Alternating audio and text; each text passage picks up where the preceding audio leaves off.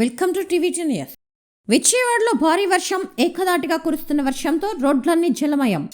ద్విచక్ర వాహనాలు మరికొన్ని గంటల పాటు రోడ్లపైకి రావద్దని పోలీసుల హెచ్చరికలు. వీవీఐపీలను బయటకు రావద్దని పోలీసుల హెచ్చరికలు. నగరంలో ప్రధాన రోడ్లన్నీ జలమయం.